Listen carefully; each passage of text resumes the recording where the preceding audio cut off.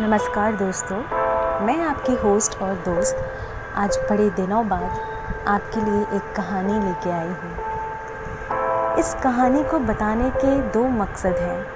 एक तो आपकी शिकायत दूर करना कि इतने दिनों तक मैं आपसे दूर रही, और दूसरा आप सबको आईना दिखाना, क्योंकि हम भूल चुके हैं कि हमारे साथ क्या हो रहा है, हमारे समाज में क्या हो रहा है, हमारे बच्चों के साथ क्या हो रहा है।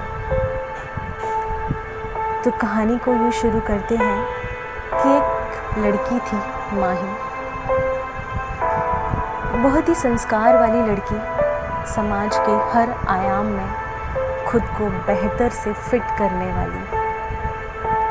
जब लड़की अपना 25वां जन्मदिन मना रही होती है, तब उसके माँ बाप उसकी शादी के सपने को आकार देना शुरू कर देते हैं। और जैसा कि हर शादी में होता है, एक अच्छी जॉब करने वाला लड़का हो, अच्छी फैमिली हो, दहेज के लोभी ना हो, बस सिंपल सा फंक्शन करके जिम्मेदारी को पूरा कर लिया जाए। यही सब माही के साथ भी हो रहा था। माही खुद बहुत खुले विचारों की लड़की थी और उसकी फैमिली बहुत एजुकेटेड थी, एक हेल्दी सोच रखती थी। इसीलिए तो बेटी को घर से बाहर हॉस्टल में रखकर पढ़ाया। जब ये सब बातें माही को पता चली कि उसकी शादी की बातें हो रही हैं, तो शायद कहीं उसके सबकॉन्शियस माइंड में ये बात बैठ गई। वो अपने कैरियर में अच्छा कर रही थी, अपने सपने पूरे कर रही थी, और इसी बीच उसकी मुलाकात होती एक लड़के से। लड़का वेल सेटल्ड गवर्नमेंट जॉब में है, दिखने में भी अच्छा है, नेचर भी अच्छा है, सबकी रिस्पेक्ट करता है, सिंपल विचारों वाला स्पिरिचुअल लड़का है, फैमिली भी बहुत अच्छी है, फाइनेंशियली स्टेबल है। माही का सबकॉन्शियस माइंड जब ये सब ऑब्जर्व करता है, तो अपने आप वह उस लड़के को पसंद करने लगती है। और मेरे ख्याल से इसमें कोई बुराई भी नहीं है, क्योंकि यही सब तो उसके पेरेंट्स चाहते थे। पर भोली माही ये सोचना भूल गई कि वो लड़का उसकी कास्ट का नहीं है, उसकी जाति का नहीं है। और जब वह अपने घर उस लड़के के बारे में बताती है, तो सुनो क्या संवाद होता है एक पिता और बेटी के बीच। पापा, वो लड़का बहुत अच्छा है, मैं बहुत खुश रहूँगी इसके साथ। उसके और मेरे विचार, भविष्य को लेकर हमारे सपने सब एक है पापा। बेटा, आज मुझे अफसोस हो रहा है, मैंने तुझे इतना क्यों पढ़ाया।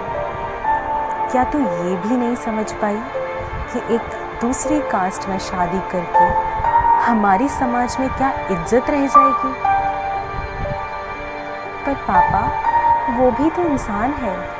पापा, खुशियाँ हमारे लिए मैटर करती हैं या ये समाज। पापा, आपने ही तो सिखाया कि गलत आदतें और गलत बातें कभी नहीं माननी चाहिए।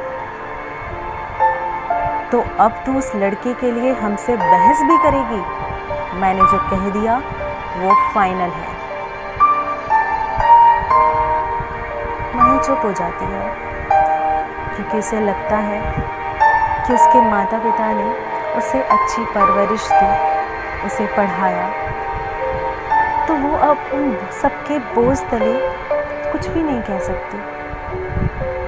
और शायद उसके माता पिता को ये लगता है कि ये बेटी हमारी है, हमने इसको जीवन दिया है, तो इसका जीवन हमने खरीद लिया है।